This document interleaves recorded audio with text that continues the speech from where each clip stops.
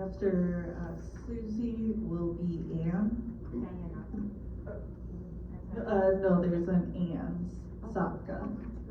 Oh, yeah, Ann. Okay, before my time starts, I'd just like to say to Trustee Medeiros, thank you for your comments.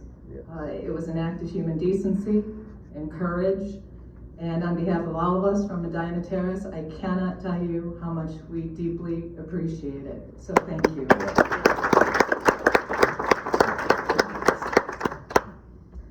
Given that a new set of rules concerning audience comments for your meetings has been adopted, I would like to call your attention to your point D under the section entitled Rules for Public Comment, where it states, speakers will refrain from repeating testimony and comments that have previously been provided to the governing board.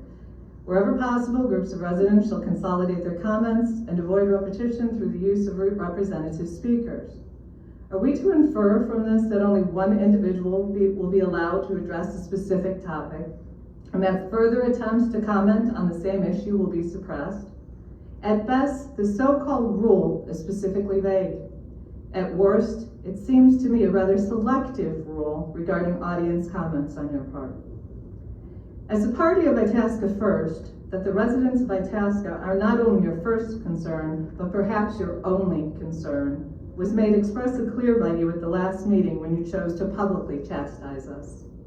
Thus, it is no coincidence that it is only because so many of our residents have publicly chosen to show spirit and courage in the fight to save our homes that you suddenly changed the rules for public comments. You seek to lecture us about decorum and respect, and that you're tired of being pontificated to? Then understand this. If this recent and unapologetically convenient change of rules is about respect, you owe our residents and all who are willing to speak out in opposition to this project the respect of listening to them. You were more than willing to allow for repetition when it came to Haymarket, but since public opposition to this project goes against your own personal interests, the rules are now being changed. At the last board meeting, you quite strongly implied that our public comments are interfering with your ability to conduct village business. Given your continued collaboration with Transwestern, whose plan it is to purchase our community in order to destroy it, that makes us the Village of Itasca's business. And because of that, we are all entitled to have our voices heard. While you will not allow for you or your officials to be disrespected, the same should also hold true for us.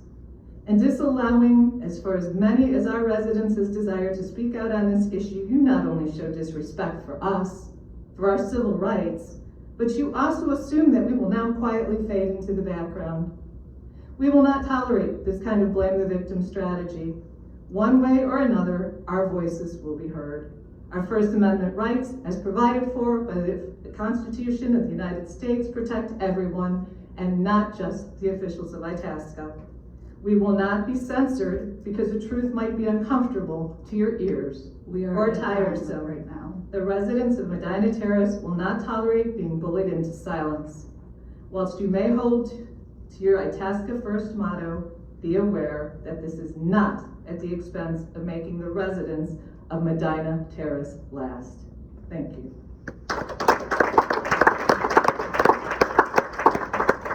Next up, after Ann.